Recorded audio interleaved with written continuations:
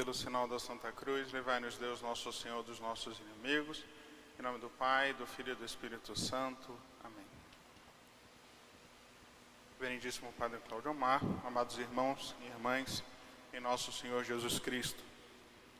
O amor não é invejoso, não é presunçoso e nem se incha de orgulho. Nessa série de meditações que começamos ontem, que vamos continuar fazendo, sobre o amor na família, com base nas palavras do Papa Francisco, hoje nós vamos considerar 3 características, ou melhor, 3 coisas que o amor não é. Mais do que características do amor, 3 coisas negativas. O que o amor não é? O amor não é invejoso, o amor não é presunçoso e o amor não é orgulhoso. O amor, ele é objeto da consideração dos poetas, dos filósofos, das pessoas de um modo geral, desde sempre. Sempre o amor foi um dos temas preferidos da literatura, da própria história. No entanto, mesmo no ápice da humanidade antes de Cristo, mesmo os grandes nomes da filosofia grega, como Platão e Aristóteles, não conheciam uma coisa, uma dimensão do amor que o cristianismo coloca para nós e que justamente é importante para entendermos o porquê que o amor não pode ter presunção, inveja e nem orgulho. O que ninguém entendia antes de Cristo é que o amor tem uma dimensão de gratuidade. O amor é gratuito. O amor não deve buscar algo para si, mas o amor é dar algo para o outro. Justamente a definição que nosso Senhor deu de maior prova de amor, a maior prova de amor é dar a vida. Nosso Senhor não coloca nada de receber, coloca tudo de dar.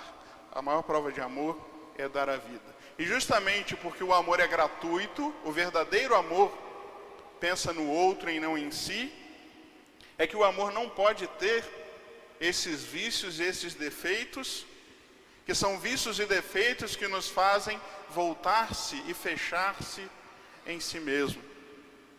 O amor não é invejoso.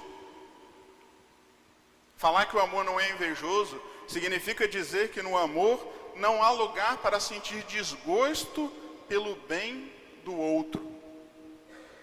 A inveja é justamente essa tristeza pelo bem alheio, demonstrando que não nos interessa a felicidade dos outros, porque estamos concentrados unicamente no nosso próprio bem-estar.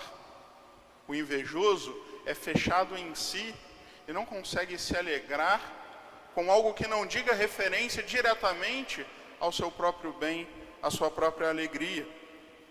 O amor, ao contrário, nos faz sair de nós mesmos, enquanto a inveja nos centra em nós próprios. O verdadeiro amor aprecia os sucessos alheios. O verdadeiro amor não vê o sucesso do outro como uma ameaça para o próprio bem. Aceita que haja dons, que haja qualidades, caminhos diferentes na vida para as diferentes pessoas. E justamente procura o seu próprio caminho da felicidade, sabendo respeitar e se alegrando com os caminhos que os outros traçam para a própria felicidade. Esse amor nos leva a uma apreciação sincera de cada ser humano. O amor, e principalmente no âmbito da família, isso ainda é mais forte, porque um casal unido em matrimônio não é mais 2, é um só, é uma só carne. O amor tira a gente da dimensão do meu para a dimensão do nosso. Justamente seria inconcebível, num verdadeiro amor matrimonial, a inveja. Porque a inveja significa que o nosso foi quebrado e está prevalecendo o meu e o teu. A inveja é um ataque direto àquilo que é a essência do próprio sacramento do matrimônio, da própria família. É o ser um. E justamente por isso que a inveja não tem lugar na família cristã. Da mesma forma, um outro vício, um outro defeito seria a presunção. A presunção, a vanglória, é o desejo de se mostrar superior para impressionar os outros com atitude pedante e agressiva. Quem ama não só evita falar muito de si mesmo, mas porque está centrado nos outros, sabe manter-se no seu lugar, sem pretender estar no centro. A presunção e a vanglória, que é o querer mostrar-se superior, não é possível sem fazer o outro ser inferior. Não existe superioridade nem inferioridade absolutos sem relação com outra coisa. A gente só é superior se for superior a alguma coisa ou a alguém. De forma que às vezes essa busca que nós temos de se colocar como melhores, de se colocar como maiores, implica necessariamente o rebaixamento do outro. E por isso que temos que ter cuidado, porque todas as vezes que o nosso coração vai se iludindo com essa presunção e com essa vanglória, ao mesmo tempo nós estamos ferindo e pisando no outro, colocando o outro abaixo. Não é como alguém que sobe e traz o outro junto, pelo contrário, é como alguém que sobe colocando o outro embaixo, pisando no outro.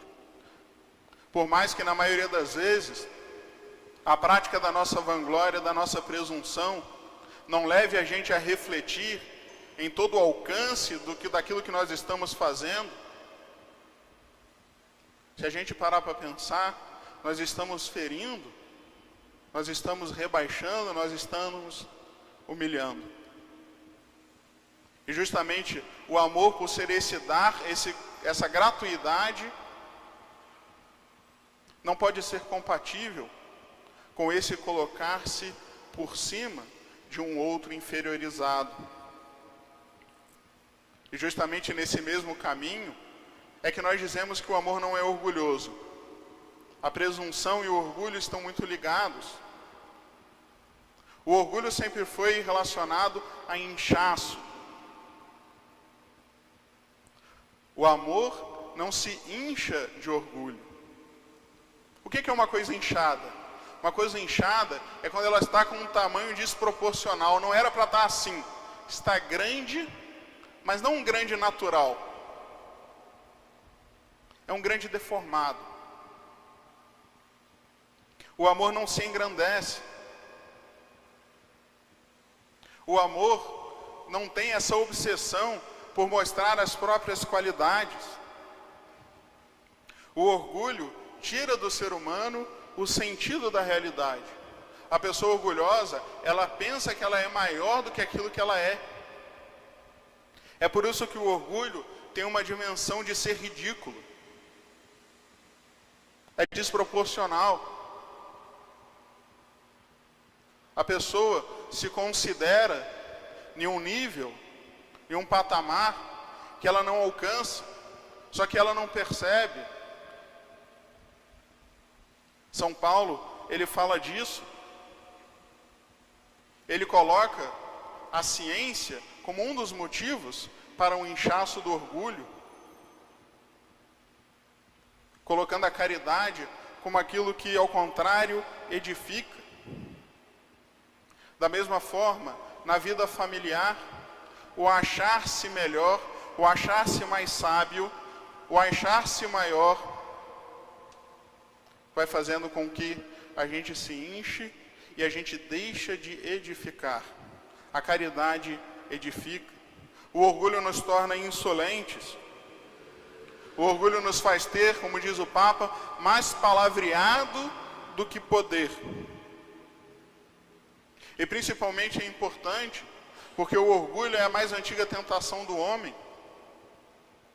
E quase sempre a gente se considera melhor, mais sábio, a gente se considera o dono da verdade. E quando a gente vai deixando isso entrar no nosso coração, a gente vai, assim como na presunção, diminuindo o nosso próximo, desprezando o nosso próximo, não dando ouvido. Justamente o orgulho é aquilo que atrapalha o diálogo, que é tão fundamental na vida de família. Muitas vezes, diz o Papa, as pessoas orgulhosas dentro da família se tornam arrogantes e insuportáveis. Existe essa tentação, principalmente com relação aos filhos, com os jovens, de se acharem como modernos, como pessoas à frente do tempo dos pais, dos avós, se acham no direito de colocá-los abaixo, como aqueles que sabem mais, sendo que não têm 1/3 da experiência de vida, e no entanto se colocam como mestres, e não como aqueles que querem aprender, aqueles que querem absorver toda a sabedoria familiar. A lógica do amor cristão não é a lógica de quem se considera superior aos outros. Essa atitude de orgulho faz tão mal às nossas famílias.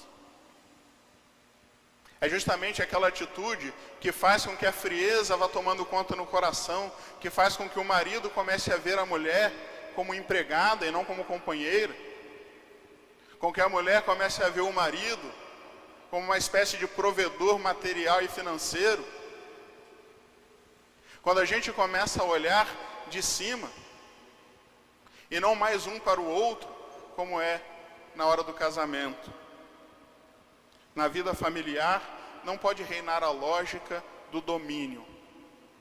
Assim como nosso Senhor ensinou que no seu reino não se buscaria um dominar sobre o outro, como é nos reinos mundanos, mas se buscaria o serviço, assim também o caminho da humildade e do serviço é o caminho para que a gente não deixe o inchaço do orgulho inflamar, atrapalhar, adoentar a vida da família. E justamente isso é o único caminho também que vai tornar possível a presença de Deus na nossa casa. O Papa cita uma frase de São Pedro, que fala que Deus se opõe aos soberbos, mas dá a sua graça aos humildes. Santo Agostinho vivia repetindo essa frase. Ele entendia que quando a gente busca a Deus, o maior de todos os obstáculos não é nem a nossa curteza de mente, não é nem a insondável sabedoria e o grande tamanho de Deus. O que mais atrapalha é o orgulho.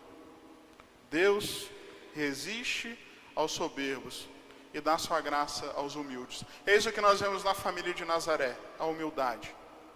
Uma família que invertia os papéis diante do mundo, onde o menor era o superior, São José, e o maior era submisso, que era Cristo. E a Virgem Santíssima, ali no meio, diante de tão belo mistério que foi sua vida, justamente estava ali presente por causa da sua humildade.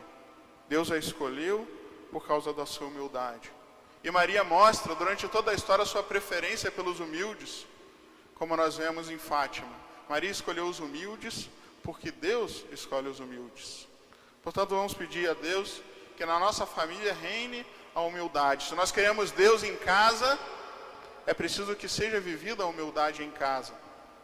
Se nós queremos um amor verdadeiro, forte o suficiente para aguentar as tempestades da vida, do mundo e do pecado, é preciso que o nosso amor não seja invejoso, pelo contrário, que a maior das nossas alegrias seja ver o outro feliz, e não tanto a nós mesmos. Que o nosso amor não seja presunçoso, mas pelo contrário, reconheça a gratuidade do bem que nos é dado por Cristo e do amor que nos é oferecido pelos nossos irmãos. E que nosso amor seja humilde, porque se for orgulhoso, Deus vai resistir a nós, porque Deus dá sua graça aos humildes. Em nome do Pai, do Filho e do Espírito Santo. Amém.